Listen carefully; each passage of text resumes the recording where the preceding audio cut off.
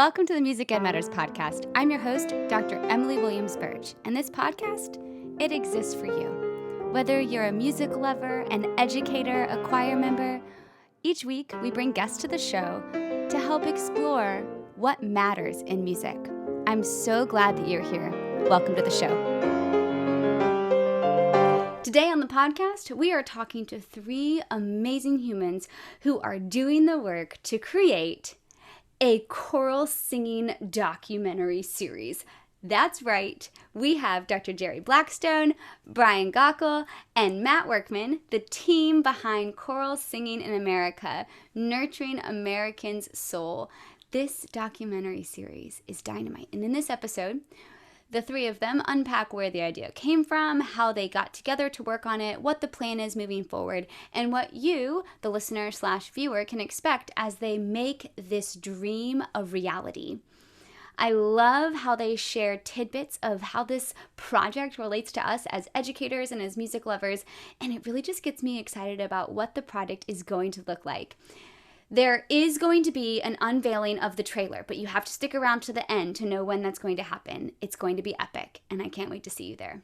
I present to you now three of my new friends, Jerry Blackstone, Brian Gaukel, Matt Workman, and Choral Singing, the documentary series. Today on the Music Ed Matters podcast, we have three very wonderful guests for you. Brian Gaukel, Dr. Jerry Blackstone, and Matt Workman. Hello, my friends. Hi. Hello from us to you. I'm so thrilled to have all of you here at the table, the Zoom table, to talk about this amazing choral singing project you're working on. Let's start with introductions so the listeners can get to know your voice. We'll go in alphabetical order by last name. So, Dr. Blackstone, please introduce yourself. Who are you? I am Jerry Blackstone. I am a choral conductor, recently retired from the University of Michigan, where I directed the choral program, directed the graduate conducting program in choral music. Conducted the chamber choir, the choral union, and the men's glee club at various times over my 30 years there. And I've been retired for a couple of years. And now you're doing the best job. You're helping the grandkids on virtual learning. I think that's amazing. Well, I had no idea that I was such an elementary ed teacher, which I am not. But I'm learning a ton. Bribery is always appropriate. I think that's also in the grandparent handbook. I think that might also be in there. Absolutely. Awesome. Well, thank you so much for being here. And Brian Gaukel, am I saying your name correctly? That's fabulous. Well done. Thank you. I am from the metropolis of Ludington, Michigan. Now, Ludington is like a town of 10,000 people right on Lake Michigan, west side of the state. Grew up singing. I'm a filmmaker, but really my first love and my first passion in life was choral singing. I studied at Interlochen during the summers and was fortunate enough to do state honors choir all 4 years I was in high school. I ended up going to the Interlochen Arts Academy and then on to the Cincinnati Conservatory of Music, where I studied vocal performance. And then immediately after school, I stopped doing music. But it's really cool because I feel like really so many of those things from my childhood and from my formative years are coming to fruition through all of this. I mean, all of that time singing and all the skills I've learned through the years with technical production, storytelling is all paying off for this moment in time right here. So live in Georgia now. We share the same state, so that's exciting. Do. Go Georgia. Yeah, don't really actually go Georgia. I shouldn't have said that. Yeah. No one think that I'm a UGA fan. That is very important. My husband might hear this. Go Tech. Go Jackets. Okay, I fixed it. Go ahead, Brian. Yeah, we learned that we're 4 hours and 52 minutes apart as of right now. This instant. That's what Google's told us. Yes, so. Yes. Excited to share this date with you. Awesome. I love it. Well, I'm so glad you're here, and I love that you mentioned the importance of music and how it can infiltrate your life but not be your main thing. That is so important. I teach a lot of gen music classes, and music can just be informative and transformative without being your number one, too. I love that you share that. Thank you, Brian. All right, and Matt Workman, who's a returning guest on the podcast. Who are you, my friend? My passion for choral singing started when I was kicked out of orchestra in middle school. What did you do to get kicked out of orchestra? What did you do? I was a very social young man. So I just felt the need to talk to my neighbor all the time. I can't imagine. Zero imagination in that right there. I know I'll have to come up with a better story, but I will never forget when she took me out in the hallway and said, if you're going to keep disrupting the class, you should join choir. I said, okay. So I continued playing the cello, but I sang in choir, and that continued for the rest of my life. And I was a business major and I went to grad school and got my MBA. Sorry, I'm losing my voice because I have a 102 temp. It's not COVID. And I've just been able to, been fortunate to be able to work in music and combine my business and music experience. I sang with Brian at Interlochen for Jerry Blackstone, and that was part of the connection here. One of the fun stories of all of this. So you guys all know each other from younger choir experience. Choir brought you together. But where did this project spark? Were you guys all just hanging out at a bar and it's like, hey, let's make a documentary? Like, what happened? I'll let Brian take that one. Sure. So just the nickel version of this, Jerry was kind enough through the years to accept phone calls from me every once in a while. It seems like every 3 or 4 years, even though I didn't end up going to Michigan, I would reach out to Jerry just because he had made such a huge impact in my life in those short weeks.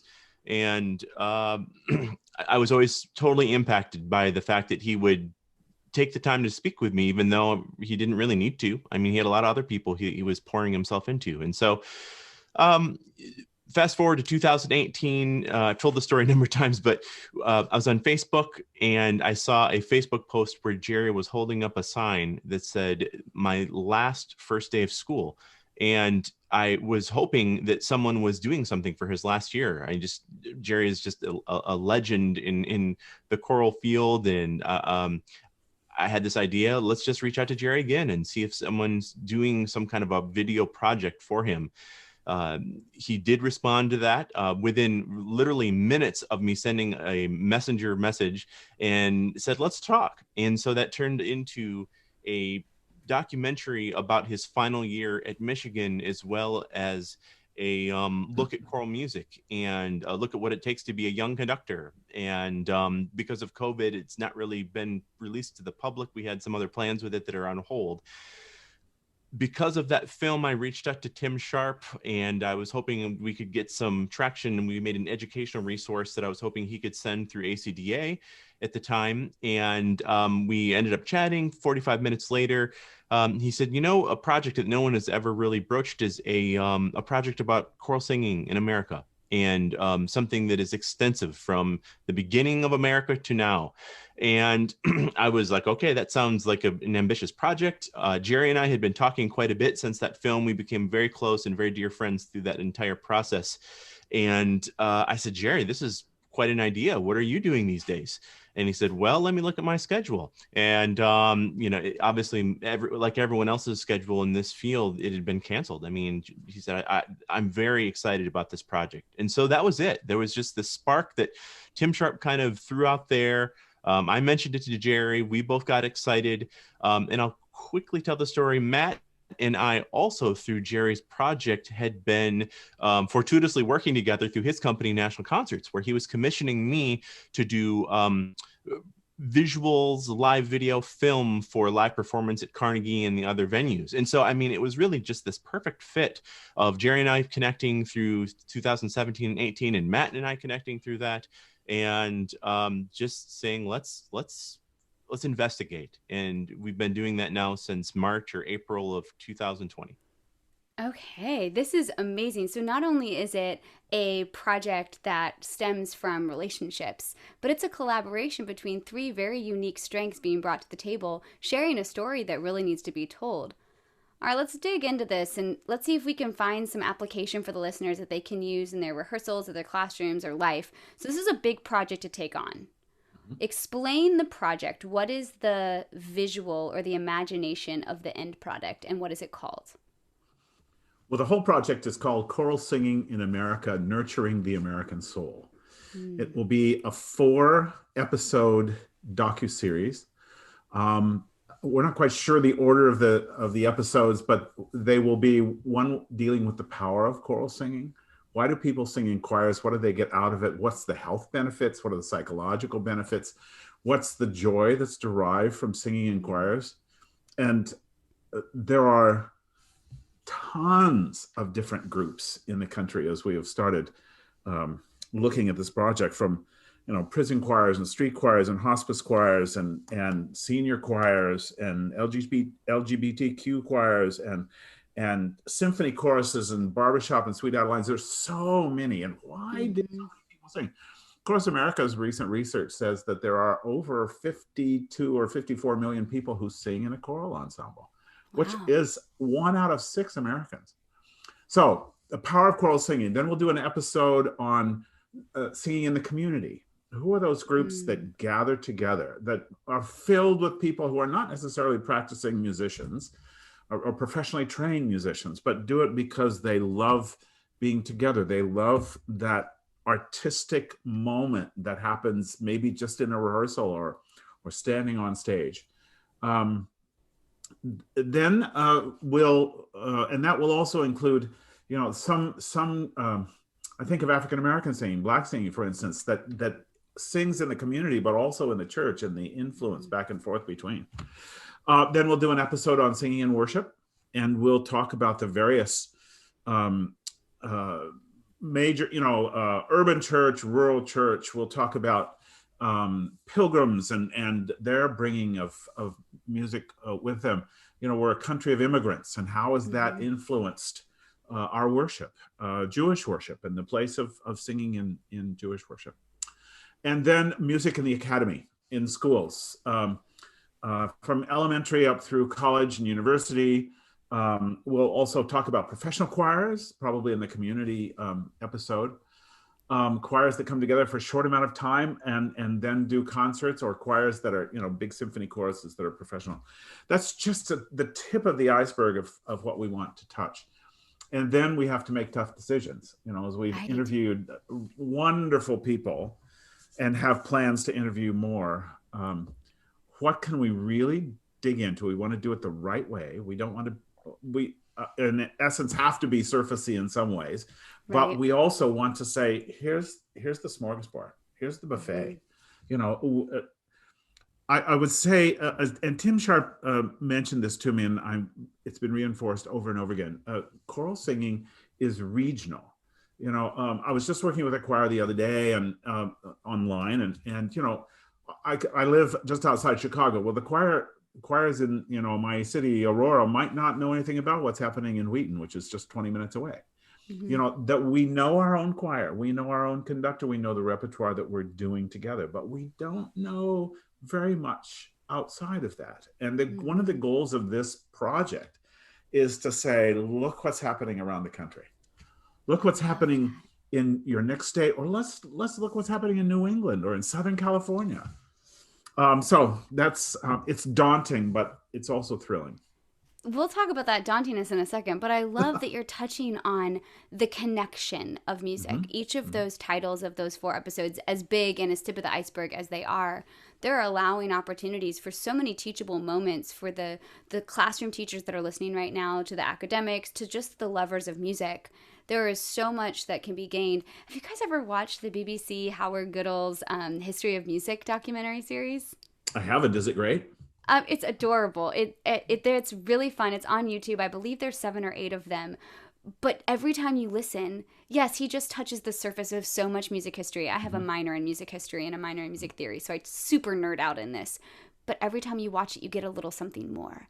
And I bet that's what you're going to bring to us, is every time we watch this, there will be something more that we will nuance out of this. Ooh, I'm excited. Okay, where are we in the process right now? So the idea came about in March.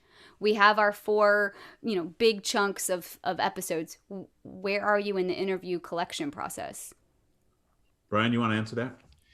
Sure. And we certainly don't want to make it sound like we're the only 3 brains associated with this project. One of the very first things that we decided was we need to make sure that everyone's voice is heard.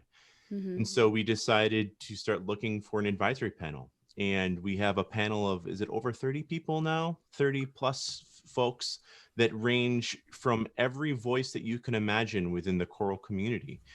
One of our goals is every time we've released a teaser and now a promotional trailer that's going to be presented to ACDA in March, but we always present that before the panel and we say, what do you think?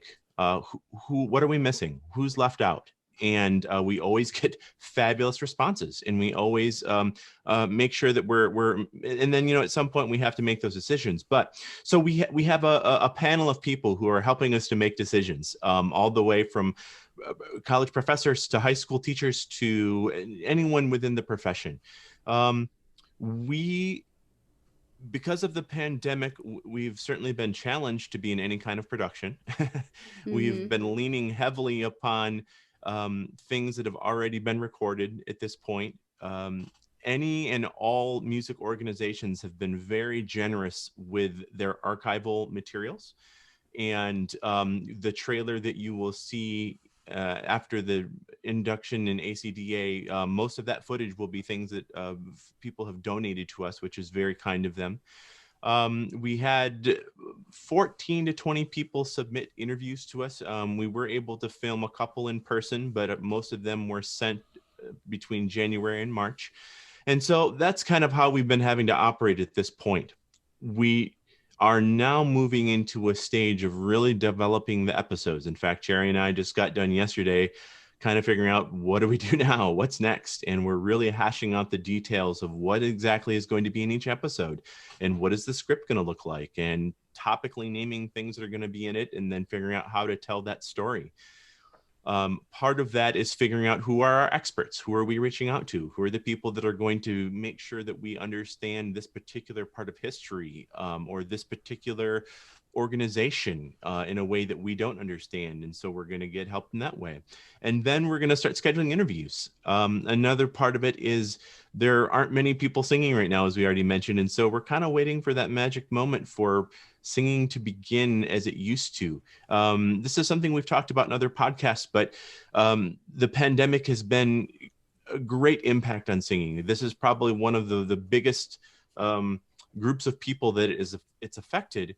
And even though this is so big when you look at history until now, this is going to be such a small part of choral singing in America.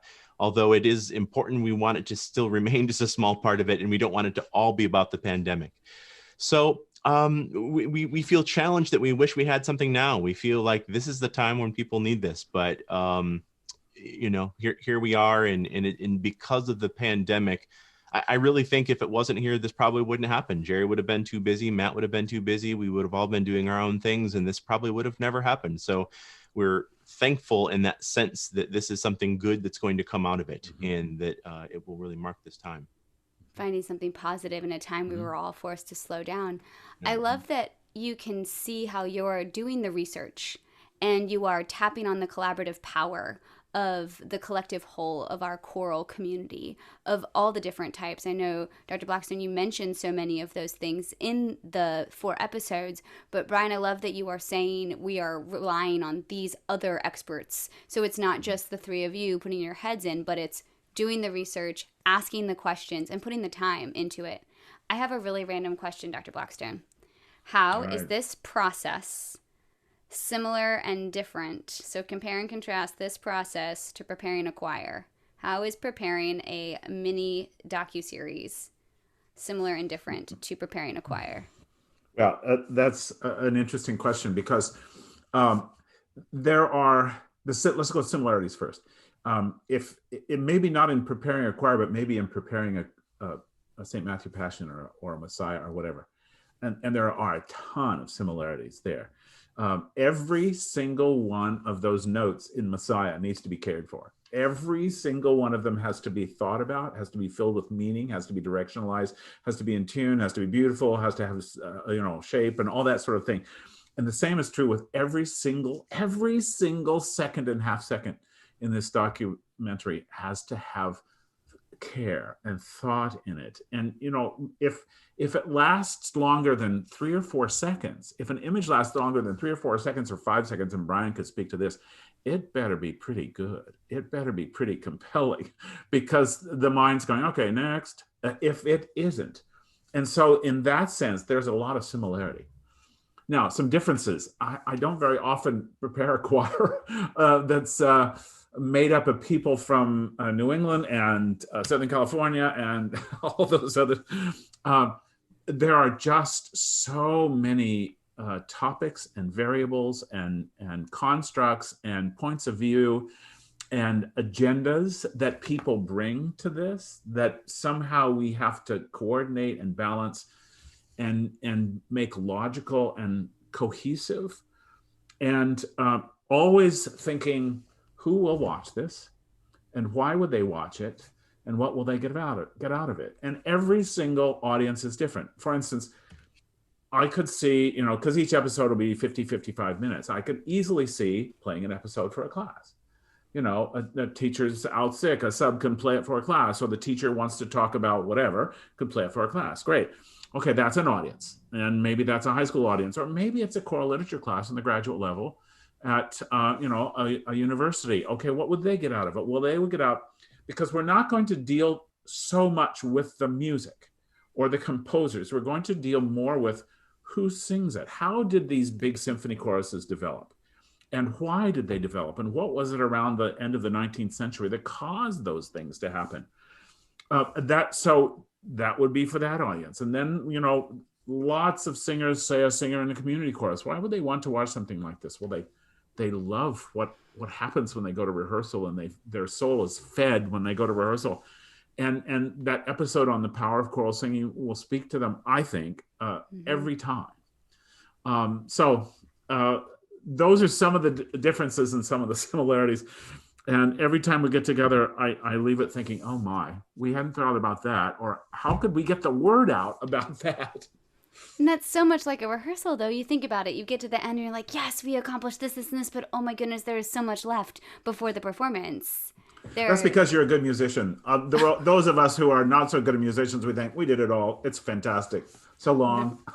Never done it all. This is so exciting. I'm really honored that you guys are sharing this whole process with us. Matt, I want to tap in to how does your business expertise play into the musical and the video expertise you have on the other two? There's a lot of people involved, many stakeholders. And so coordinating and communicating with everyone is very important. We need to raise a lot of money to fund this. This being a documentary, this is not a film. So that's a big part of this, coordinating the fundraisers, fundraising campaign and strategy, managing a development committee, keeping the advisory panel engaged and informed. We have a regular list of subscribers, website, social media. Just imagine all of the aspects that a company would have. Okay, it's the same exact here, and so all of that needs to be managed. I'd like to add one quick thing to that, Matt. I mean, this film won't and wouldn't have be happening if it weren't for Matt coming along. I mean, really.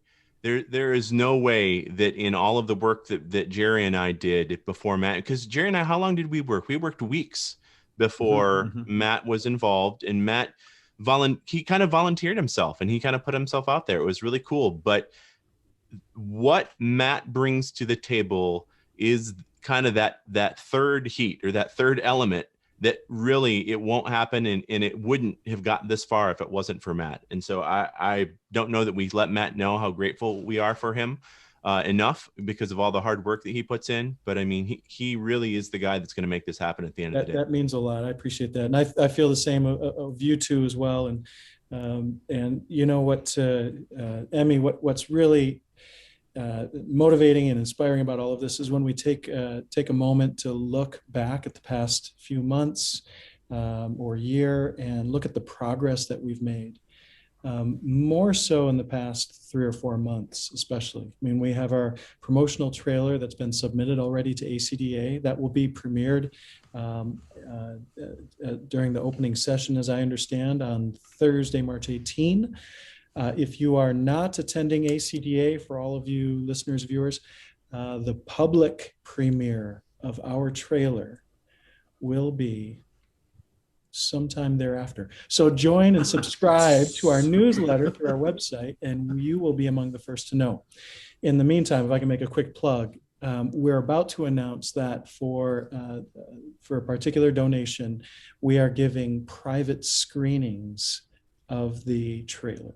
So very exciting. You get to Zoom with us or with me or whomever and watch it. So yeah, you're having to create a whole new organization. If you think of the three of you are like a three-legged stool, you have to have all three to hold the stool up. And someone has to help get all the materials so it's the highest quality stool so that this amazing product can sit on top of it. I think this makes a lot of sense, and I love how you can see the collaboration between the three of you making this product something with so many. It's like the duck with his feet moving under the water. You guys are so chill and calm on top, but there's a ton of stuff going on underneath that water. So many people have said how much they love the teaser, how much they're looking forward to the trailer, how much they need this at this point, that all the major choral organizations in the country, for instance. But at this point, then we need real tangible support from individuals. And that's what Matt and the development folks are leading us into. And we're grateful. It makes me think of some of those community organizations. I just met with a board chair from a community choir in another city a while ago, and a retired doctor, and just really loves to sing in community choir. And these are the type of people that need to hear that this is coming. Those are the people that have the exceptional funds, the excess funds to give back into something. I think that's important if we can all keep talking about this, choralsinging.org, and drum up the enthusiasm for it. I think this is going to be great. Now, you guys promised if we talked about all this, you would keep us posted. So whenever you do know that official release date, you'll keep us posted, and we can have like a check-in next year and see how all this is going. These big projects are full of momentum. I love it. Okay, I always give the listener something from the guest that really matters, the thing you want them to hear. What is that piece of information that they need to take what you guys are experiencing and what you're making and help them have an even better day? Well, I'll start with it, and it's something that I was thinking a little along this lines, and I often think this when I'm guest conducting or I'm working with a choir that I don't know very well, and I think, if there are 150 people up there are 150 different stories. Every one of these singers brings a different story, and some of these stories would thrill me, and other stories would tear my heart out, would break my heart. And I think for the next 50 minutes or the next hour or next hour and a half, it's only going to be good stories. We're all going to take something from this rehearsal that will be wonderful, whether it's a word or a phrase that we're going to sing, or just a beautiful sound that we hadn't imagined before we came in here. So that's my encouragement to you, is to get ready for a rehearsal. I hope you have a rehearsal really soon, and to give that gift of a really good story from that experience. I love that. Thank you. Brian, Matt? I just have to say, the first thing that comes to mind are the teachers out there. This is, they're one of the main reasons why I jumped on to do this and to give back to the choral community. But what matters to me is what I want to matter to everyone in the choral world. And that is that this is going to be something that brings them passion and reinvigorates. There are so many that are just burned out right now. And so many, as you can imagine, are reconsidering their choice to become choral directors, music educators, etc. I hope this brings them a passion and brings them hope and spirit to refill their glass. That is beautiful. That is the perfect thing. We have so many things to cling to as we go from this episode. Thank you all for sharing. Thank you. You matter. I think that is so obvious. And the power and connective power and transformability of singing together, holy smokes. It matters so much that these three guys are joining forces with a bunch of advisors and people all over the country to show how choral singing nurtures American souls. Thank you so much for watching today. If you want to find out more, I promised that I would share with you when they're releasing the official teaser reel. And that whole thing is happening on March 25th during a 35-minute streamathon. You can find out more. You can get involved. You can directly contact Jerry, Brian, or Matt at choralsinging.org. And don't worry, they promised they'd keep us updated on what's happening, so they'll be back. In case you've forgotten, what you're doing matters. We all know that music matters, especially choral singing. And I'll see you next time on the Music Ed Matters podcast.